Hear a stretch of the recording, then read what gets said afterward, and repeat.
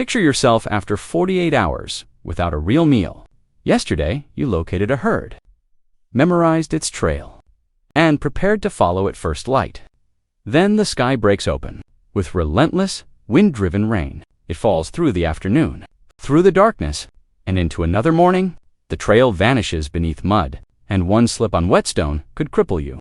In that world, an injured ankle is not a minor setback. It can become a death sentence. The nearby river swells, and the fire begins to weaken. You are not simply waiting for better weather. You are surrounded by threats. Before farms, roads, and sealed houses. Rain was never just inconvenient. It could change the rules of survival within minutes. What people did while trapped inside may have shaped humanity as deeply as hunting. Modern rain usually sends us toward comfort. We close the windows, make something warm, and settle beneath a blanket. That calming rhythm once warned our ancestors that warmth and safety were slipping away. The first danger was exposure. Wet skin sheds heat far faster than dry skin. Without protective clothing or a weatherproof shelter, hours of rain below roughly 50 degrees Fahrenheit could push the body toward hypothermia. Nights became cold, even across parts of Africa, especially during wet seasons and at higher elevations. The second danger was water itself. Many caves and rock shelters stood below slopes, beside drainage channels, or near rivers. Heavy storms could send floodwater directly through occupied spaces. Archaeologists have identified thick flood deposits inside ancient shelters, including places apparently abandoned afterward. The third danger entered looking for refuge. Predators also searched for dry ground, sometimes choosing the same caves humans occupied. At several South African sites, human bones appear beside remains of large cats. Some skulls carry punctures consistent with leopard teeth. Rain forced humans, prey, and predators into one smaller world. And inside that compressed world, one responsibility outweighed nearly everything else: the protection of fire. Humans controlled fire hundreds of thousands of years ago. Evidence appears at Kesem Cave in Israel from at least 400,000 years ago, and possibly at Wonderwork Cave in South Africa from 1 million years ago. Yet maintaining a flame is not the same as producing one whenever needed. For much of prehistory, many communities may not have reliably created fire from nothing. If the hearth died during a storm, another flame might be days away. Some groups, therefore, carried living embers, wrapping smoldering material in green leaves, or preserving heat inside tinder fungus, a woody mushroom capable of holding a slow glow for hours. It functioned like a natural lighter. See, the Iceman demonstrates how seriously later people treated this problem. His alpine equipment included tinder, fungus, flint, iron pyrite, and extra plant tinder. Losing that fire could endanger the entire group. A storm could therefore turn one weak ember into the most valuable possession in camp. Someone stayed awake while others slept, clearing ash from the glowing center, rotating damp fuel toward the heat, and checking that smoke could still escape. The task looked simple, but every person nearby depended on it. When rain arrived, people moved the hearth farther from the entrance, guarded it with hides and brush, and fed it with precision, to little invited darkness. Too much wasted dry wood, lower dead branches beneath conifer canopies often remained usable. Wet logs could be split to expose a dry center.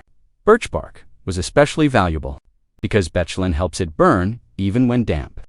During a severe storm, one person might remain beside the hearth for hours, turning fuel, blocking drafts, watching every spark.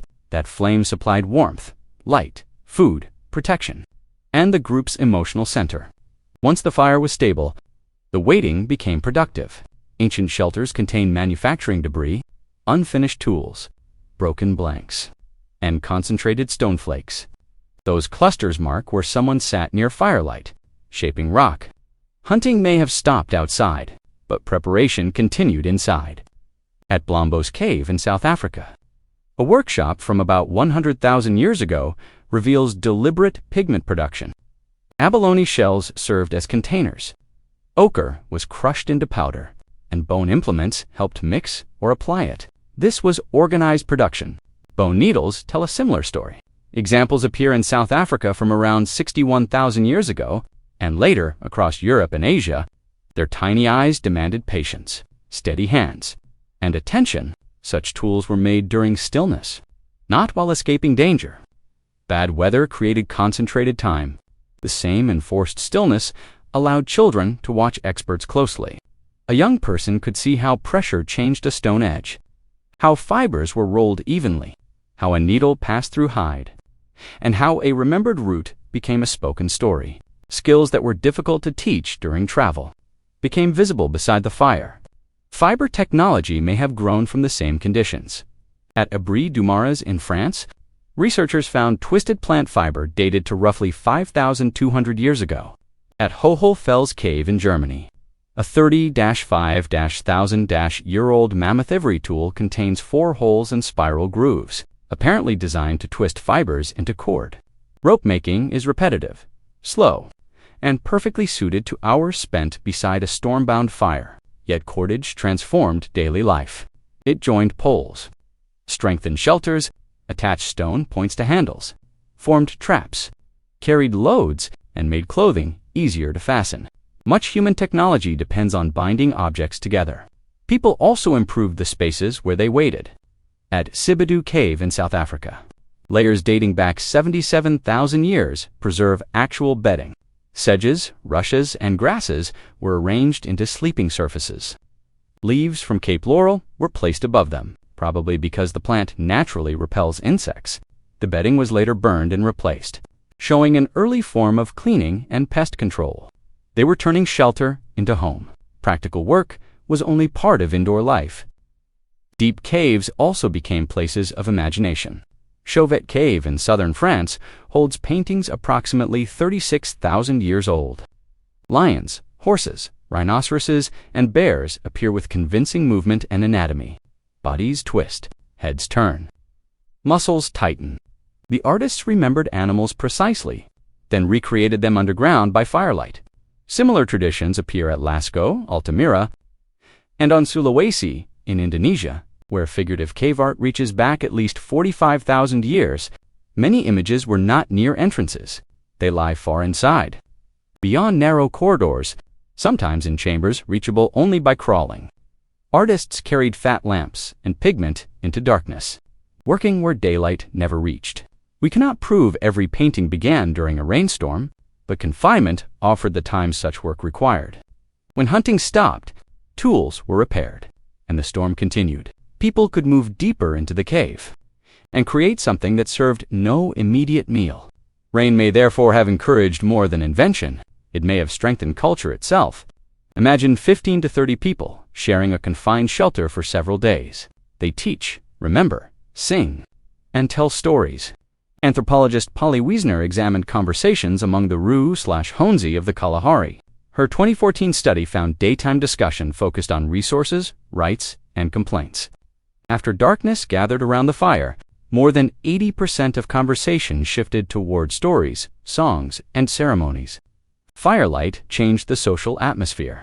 Faces softened, tension eased, and attention moved toward shared meaning. The campfire became humanity's earliest communication network. Around it, people explained where water remained during dry months, which routes were safe, where stone could be collected, and how particular animals behaved. Knowledge moved from experienced adults to younger listeners. Beyond instruction came myths, memories, and explanations for storms. Every ancient society developed stories about rain, and those stories likely grew during the long hours when rain controlled everyone's movements. Australian Aboriginal oral traditions show how durable such memory can become. Some preserve sea level changes from about 7,000 years ago. Knowledge survived without writing. Through careful repetition, rainy periods became transmission time. When skills, warnings, and identity were renewed, rain could even create opportunity. Once a storm ended, softened soil preserved deep tracks. Hunters could judge the animal, direction, speed, and timing. Fresh, rain-filled natural stone basins with clean water. Some basins near camps appeared deliberately deepened for storage. Wet soil made tubers easier to uncover. Mushrooms and useful plants appeared rapidly. Insects rose from the ground, and familiar food patterns changed. Successful groups learned to exploit that change. Termites provide a vivid example. In tropical Africa, winged termites often swarm after rain. They are protein-rich, easy to gather, and require no weapons. Chimpanzees still gorge during such events, and early humans almost certainly recognized the same feast. So, when rain lasted all day, ancient people did not simply lose a day, they guarded the flame that protected everyone, shaped tools for future hunts, stitched clothing for colder seasons, twisted fibers into cords, renewed bedding, prepared pigments, painted remembered animals, and repeated stories capable of surviving thousands of years. Then, the clouds opened, and the group stepped into water, fresh foods, and readable tracks. Rain interrupted movement, but it created preparation. Hours beside fire became workshops, classrooms, and studios. Every repaired spear, every fitted garment, every tightened shelter, every shared warning, and every animal painted across stone emerged from time when the outside world could not be entered safely. Our ancestors did not experience boredom as empty time, when survival depended on what could be protected, taught, or built before the storm ended. Stillness carried purpose. They did not merely wait for the weather to change. They used the delay to change themselves. And that ability to turn confinement into invention, danger into cooperation, and idle hours into culture may be one of the strongest reasons humanity survived.